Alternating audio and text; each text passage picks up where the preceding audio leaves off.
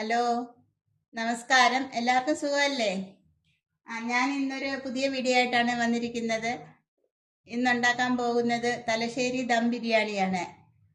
ഒരു ചെറിയ ബിരിയാണി, അത് വളരെ ഈസി ആയിട്ട് എങ്ങനെ ചെയ്യാമെന്നുള്ളത് ഞാൻ കാണിക്കുന്നത്. തലശ്ശേരി ദം ബിരിയാണി ഉണ്ടാക്കുന്നതിന് വളരെ കുറച്ച് സാധനങ്ങൾ മതി. ഒരുപാട് സാധനങ്ങളൊന്നും വേണ്ട. സാധാരണ നമ്മൾ ഉപയോഗിക്കുന്ന സാധനങ്ങളൊക്കെ മതി. ബിരിയാണി ഉണ്ടാക്കൽ ഇപ്പോൾ ഒരു ചടങ്ങിയല്ല. പണ്ട് ബിരിയാണി ഉണ്ടാക്കുന്നത് ഒരുപാട് വളരെ റിസ്കി ആയിട്ടുള്ളൊരു കാര്യമായിരുന്നു. ഇപ്പം അങ്ങനെയൊന്നുമില്ല. ആർക്കും എപ്പോൾ വേണമെങ്കിലും ഉണ്ടാക്കാൻ പറ്റാവുന്നതേ ഉള്ളൂ. അത് ഇപ്പം ഇതിലേക്ക് എന്തൊക്കെയാണ് ആവശ്യമുള്ളതെന്ന് നോക്കാം. തലശ്ശേരി ബിരിയാണി ഉണ്ടാക്കുന്നതിന് ഞാനൊരു 5 സവാള ചെറുതായി അരിഞ്ഞെടുത്തതാണ്. വളരെ നൈസായിട്ട്. ഇതെല്ലാം ഒരേ വലിപ്പത്തിൽ വേണം അരിഞ്ഞെടുക്കാൻ.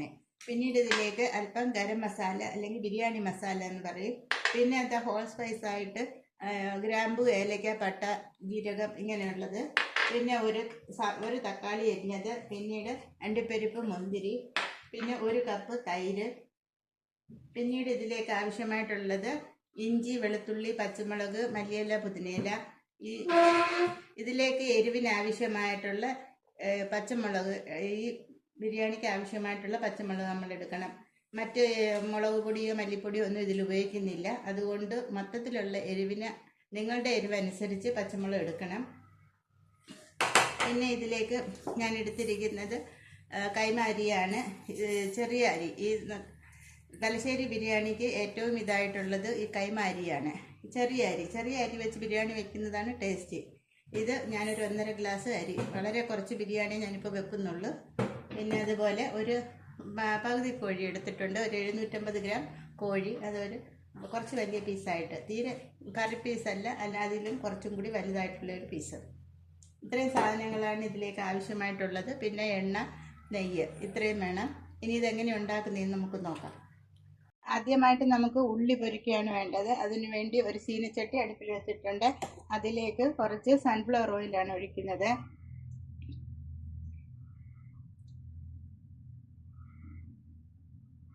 ഇതിലേക്ക് കുറച്ച് നെയ്യ് കൂടി നമുക്ക് ചേർക്കാം. ഫ്ലേവറിന് വേണ്ടിയിട്ട് നെയ്യ് ചേർക്കാം. ഇനി സൺഫ്ലവർ ഓയിലല്ല, വെളിച്ചെണ്ണ ആയാലും കുഴപ്പമില്ല. ഇതിലേക്ക് ഈ ബിരിയാണിയിലേക്ക് ആവശ്യമുള്ള മൊത്തം നെയ്യ് നമ്മൾ ഇതിലാണ് ആദ്യമേ തന്നെയാണ് ഉപയോഗിക്കുന്നത്. ഇനി പ്രത്യേകിച്ച് നെയ്യൊന്നും നമ്മൾ ഉപയോഗിക്കാറില്ല.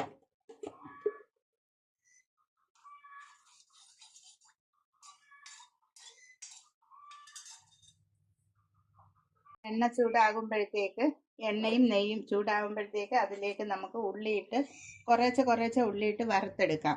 ഇത് മൊത്തം ഞാൻ 5 സവാള എടുത്തിട്ടുണ്ടെങ്കിലും അതിലൊരു 3 സവാളയോളം ഞാൻ പൊരിച്ചെടുക്കുകയാണ് ചെയ്യുന്നത്.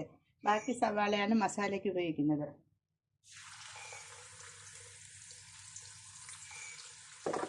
ഇത് നമുക്ക് ബാച്ചായിട്ട് പൊരിച്ചെടുക്കാം. ഈ സവാള പൊരിക്കുമ്പം വളരെ എപ്പോഴും ഇളക്കി നല്ലതുപോലെ ഒരേ നിറത്തിൽ വറുത്തെടുക്കണം. കരിഞ്ഞു പോകാതെ ഒരു ഗോൾഡൻ ബ്രൗൺ നിറത്തിൽ വറുത്തെടുക്കണം. ഇപ്പോൾ ആദ്യത്തെ ഒരു ബാച്ച് ഞാൻ മൂപ്പിച്ച് കഴിഞ്ഞതേ ഈ ഒരു നിറത്തിലേ ആവാവുള്ളൂ. ഒരുപാട് നിറം ആവരുത്. ഇത് കോരിയതിന് ശേഷം ഇതുപോലെ നിരത്തി വെക്കണം. അത് കഴിഞ്ഞ് അടുത്ത ബാച്ച് ഞാൻ ഇട്ടിട്ടുണ്ട്. ബിരിയാണി ഉണ്ടാക്കുമ്പോൾ ഏറ്റവും പാടായിട്ടുള്ള ജോലി എന്ന് പറഞ്ഞത് ഈ സവാള വറുത്തെടുക്കുന്നതാണ്.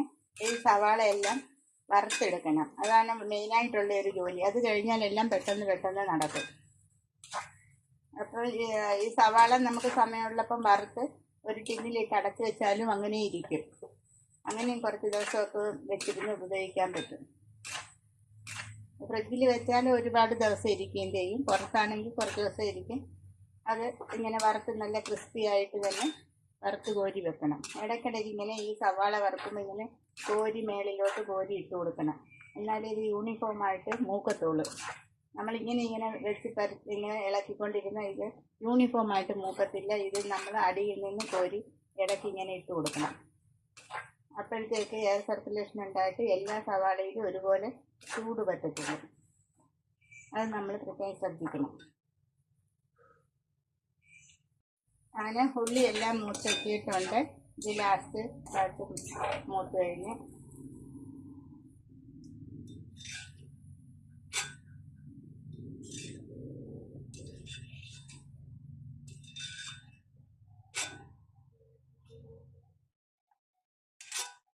ഇനി നമുക്ക് ആ അണ്ടിപ്പരിപ്പും മുന്തിരിങ്ങയും കൂടെ മൂപ്പിച്ചെടുക്കാം ആ എണ്ണയിലേക്ക്.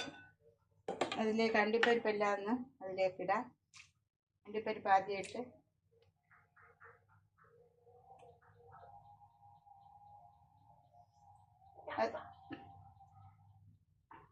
അത് നല്ല ചൂടുള്ള എണ്ണ ആയതുകൊണ്ട് പെട്ടെന്ന് തന്നെ അത് മൂക്കും. അത് മൂത്ത് വരുമ്പോഴത്തേക്ക് അതിലേക്ക് നമ്മുടെ മുന്തിരിയും കൂടെ ഇട്ട് കൊടുക്കാം.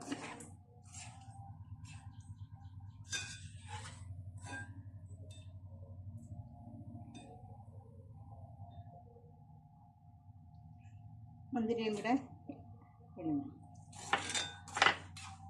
മുന്തിരി ഇട്ട ഉടനെ തന്നെ നമുക്ക് തീ അങ്ങ് ഓഫ് ചെയ്യാം. കാര്യം ആ ചൂട് എണ്ണയിൽ കിടന്നതങ്ങ് കൊണ്ടിട്ടുള്ളൂ. അതിന് ഒരുപാട് ഇതൊന്നും കൊടുക്കണ്ട. എല്ലാം മൂത്തിട്ടുണ്ട്. ഇനി നമുക്ക് അതും കോരിയെടുക്കാം. അടുത്തതായിട്ട് നമുക്ക് ആ ചിക്കൻ വെക്കുന്നതിന് വേണ്ടിയിട്ട് ഒരു കുക്കർ അടുപ്പിലേക്ക് വെക്കാം.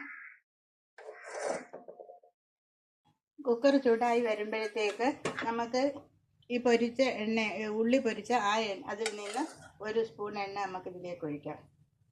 വളരെ കുറച്ച് ചിക്കനേ ഉള്ളൂ, അതുകൊണ്ട് അത്ര എണ്ണയുടെ ആവശ്യമേ ഉള്ളൂ. അതിലേക്ക് ഈ സവാള ഇട്ട് വാട്ടാം. ഈ സവാളയിലേക്ക് ഈ മസാലയ്ക്ക് ആവശ്യമുള്ള ഉപ്പും കൂടി അതിലിട്ട് കൊടുക്കാം. ചിക്കനിലും എല്ലാം കൂടി ആവശ്യമുള്ള ഉപ്പ് അതിലേക്കിടാം.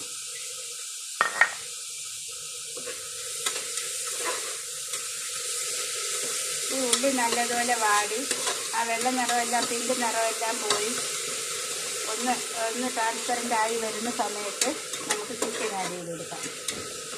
അതുവരെ ചുരുവാക്കാം. ഉള്ളിയൊക്കെ വാടിയിട്ടുണ്ട്. ഉള്ളി നല്ലതുപോലെ വാടിയിട്ടുണ്ട്. കഴിഞ്ഞ പരുവത്തിലേക്കായി അപ്പോഴത്തേക്ക് നമുക്ക് ചിക്കൻ ആഡ് ചെയ്ത് കൊടുക്കാം.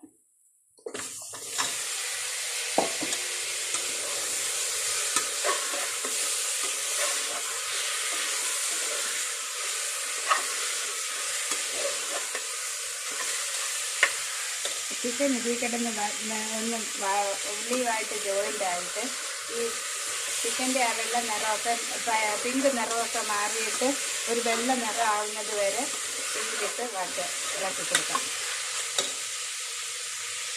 ആ ഉള്ളിയും ചിക്കനും കൂടെ നല്ലതുപോലെ മിക്സായി ചിക്കൻ്റെ നിറമൊക്കെ മാറി വെളുത്ത പോലത്തെ നിറത്തിലേക്കായി വരണം.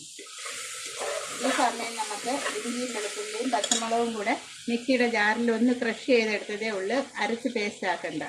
എല്ലാം കൂടെ ഒന്ന് ജസ്റ്റ് ഒന്ന് ക്രഷ് ചെയ്തെടുത്ത് അത് ചേർക്കാം.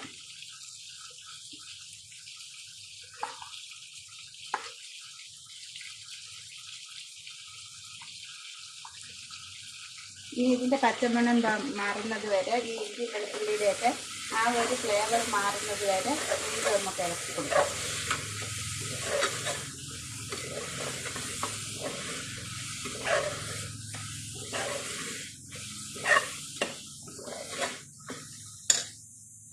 ഫ്ലേവർ മാറുമ്പോൾ നമുക്ക് ഗരം മസാല ആഡ് ചെയ്യാം. കൂട്ടത്തിൽ തൈര് ചേർക്കാം. തൈരും ചേർത്ത് ഒരല്പം നാരങ്ങ നീരും കൂടി ചേർത്ത് ഇപ്പം ആ പച്ചമണം എല്ലാം മാറി. ഇനി നമുക്കിതിലേക്ക് ഗരം മസാല ഇടാം.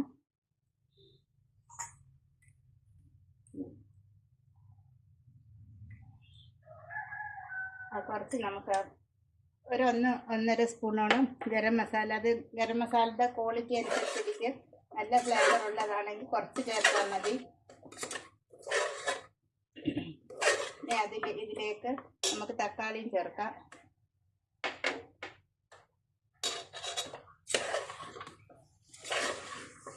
ഇതിൽ തക്കാളി ഒന്നും മസ്റ്റായിട്ടുള്ള കാര്യമല്ല. പക്ഷെ നമുക്ക് ബിരിയാണിയൊക്കെ വെക്കുമ്പോൾ ഇത്തിരി തക്കാളി ഇട്ടില്ലെങ്കിൽ ഒരു ടെൻഷനായിപ്പോവും. അപ്പോൾ അതിലേക്ക് അത് ചേർത്ത് ഇനി അതിലേക്ക് നമുക്ക് ഈ തൈരൂടെ ചേർക്കാം. ഈ ഒരു കപ്പ് ഇതൊരുവിധം പുളിയുള്ള തൈരാണ്, തീരെ പുളിയില്ലാത്തതല്ല. തൈരൂടെ ചേർത്ത്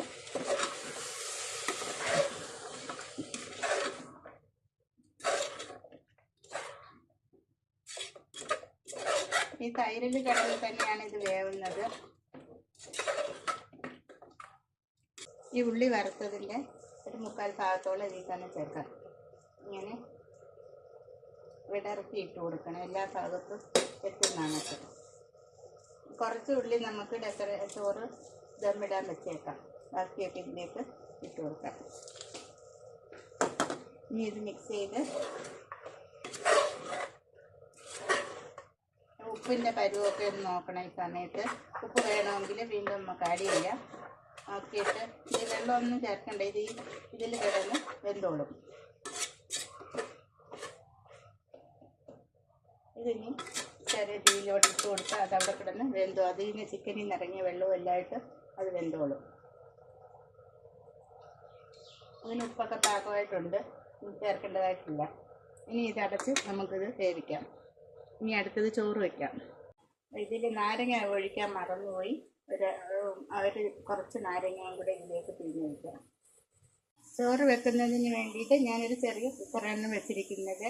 കുറച്ച് അരിയിട്ട് വെക്കുമ്പോൾ ഇതുപോലെ കുടുകിയ ചെറിയ പാത്രം വെക്കുന്നതാണ് നല്ലത്. അതിലിരുന്ന് പെട്ടെന്ന് നല്ലതുപോലെ വെന്ത് വരും. വലിയ വൈഡായിട്ടുള്ള പാത്രം വെച്ച് കഴിഞ്ഞാൽ ഇത് വേവാൻ ബുദ്ധിമുട്ടായിട്ട് വരും. അപ്പോൾ ഇതിലേക്ക് ഞാൻ ആ പൊരിച്ച് വെച്ച എണ്ണയിൽ നിന്ന് കുറച്ച് എണ്ണ ഇതിലേക്ക് ഒഴിച്ചു. ഈ അരി ഒന്ന് ഫ്രൈ ആക്കി എടുക്കണം. അതിന് മുമ്പ് നമുക്ക് ഈ ചൂടായ എണ്ണയിലേക്ക് ഈ ഹോൾ സ്പൈസസ് എല്ലാം കൂടെ ഇട്ട് കൊടുക്കാം.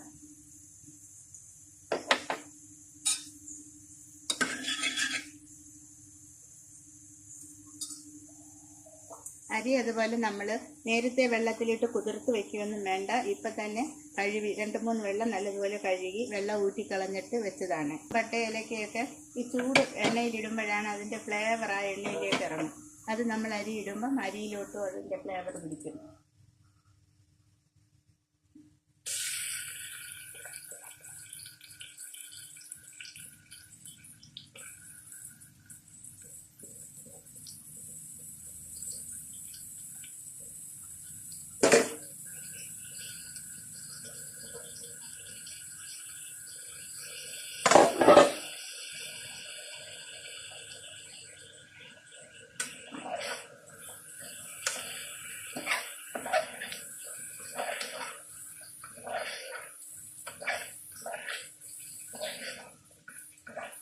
കുതിർത്തൊക്കെ വെക്കുമ്പോൾ ചോറ് പൊടിഞ്ഞു പോകാൻ സാധ്യതയുണ്ട്.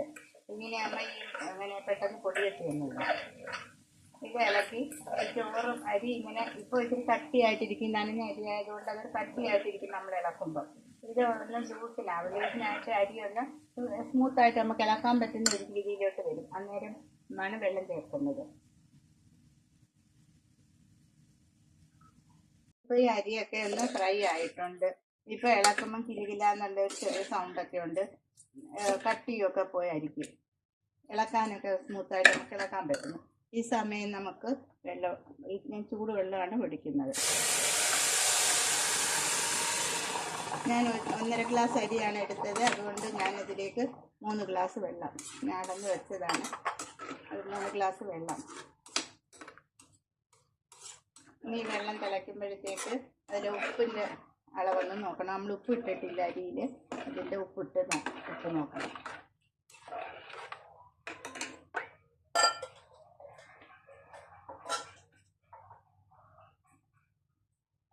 ഇനി ഇതിലേക്ക് ഞാൻ ഒരു വയണയില കൂടി ഇട്ടിട്ടുണ്ട്. അതെൻ്റെ കയ്യിലിരുന്നത് കൊണ്ട് ഞാൻ ഇട്ട്. ഉണങ്ങിയതായാലും കുഴപ്പമില്ല, പച്ചയായാലും കുഴപ്പമില്ല, മണം കിട്ടും. ഇനി ഉപ്പും കൂടി ഇതിലേക്കിടാം.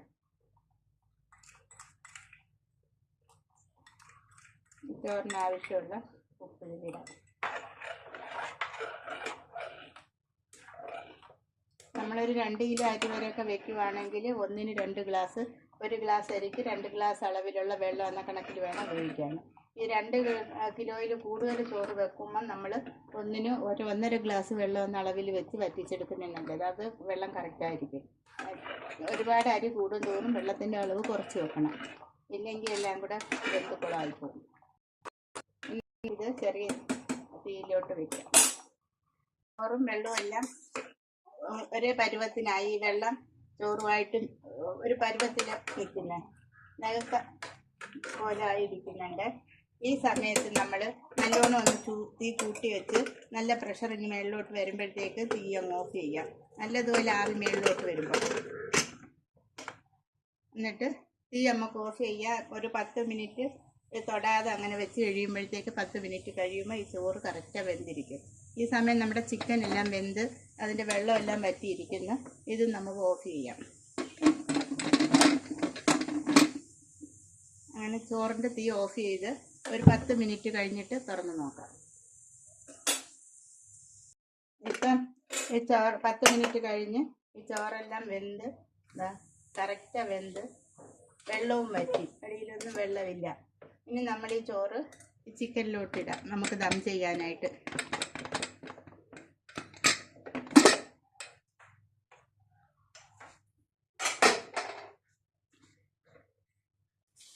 ചിക്കൻ്റെ വെള്ളം എല്ലാം വറ്റിയിട്ട് കറക്റ്റായിട്ടിരിക്കുകയാണ്.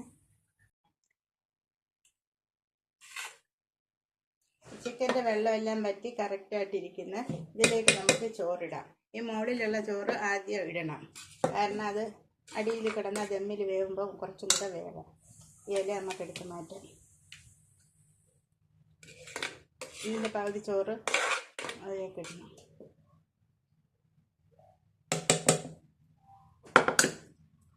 അതിന് ഈ ഉള്ളിയും അണ്ടിപ്പരിപ്പും എല്ലാം കൂടെ അതിൻ്റെ മുകളിലോട്ട് ഇടാം. കുറച്ച് മല്ലിയില പുതിനയിലയും കൂടെ ഇടുന്നു. ഇത് കളറൊന്നും ചേർക്കേണ്ട ആവശ്യമില്ല. ഫ്ലേവറിന് വേണമെങ്കിൽ റോസ് വാട്ടർ ചേർക്കാം, അല്ലെങ്കിൽ പൈനാപ്പിളോ എന്തെങ്കിലും വേണമെങ്കിൽ ചേർക്കാം. ചേർത്തില്ലെങ്കിലും കുഴപ്പമൊന്നുമില്ല, എല്ലാം നല്ല സെറ്റായിട്ടിരിക്കും. ഇനി ബാക്കി ചോറും ഇതെല്ലാം വറുത്ത് വെച്ചതെല്ലാം അതിൻ്റെ മുകളിലിട്ട് മല്ലിയിലയും പുതിനയിലയും എല്ലാം ഇട്ട്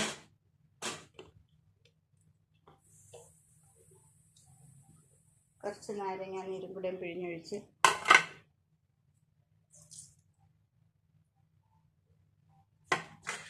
നമ്മുടെ ഗരം മസാല കുറച്ച് ഫ്ലേവറിന് വേണ്ടിയിട്ട് ഞാൻ പ്രത്യേകിച്ച് കളറൊന്നും ഇതിൽ ചേർക്കുന്നില്ല, ഫ്ലേവറും ചേർക്കുന്നില്ല. ഇനി ഇതൊരു കുറച്ച് നേരം ഇതൊന്ന് ആവിയിൽ വെക്കണം. കുറച്ച് നേരം ഇതൊന്ന് അടുപ്പിൽ വെച്ച് ചെറിയ തീയിൽ വെക്കണം. വളരെ ചെറിയ തീയിൽ ഒരു 5 മിനിറ്റ് ഇതൊന്ന് ആവി കയറാൻ വേണ്ടി വെക്കണം. അങ്ങനെ നമ്മുടെ തലശ്ശേരി ദം ബിരിയാണി റെഡി ആയിട്ടുണ്ട്. എല്ലാവരും ഒന്ന് ട്രൈ ചെയ്ത് നോക്കണം. വളരെ ഈസിയാണ്, എല്ലാവർക്കും ചെയ്യാൻ പറ്റുന്നതാണ്, വളരെ ടേസ്റ്റിയാണ്. ഒരുപാട് ഇൻഗ്രീഡിയൻസ് ഒന്നും ചേർത്തല്ല ഉണ്ടാക്കുന്നത്, അതുകൊണ്ട് വളരെ ടേസ്റ്റിയാണ്. ഇഷ്ടപ്പെടുകയാണെങ്കിൽ ലൈക്ക് ചെയ്യണം, ഷെയർ ചെയ്യണം, സബ്സ്ക്രൈബ് ചെയ്യണം. താങ്ക്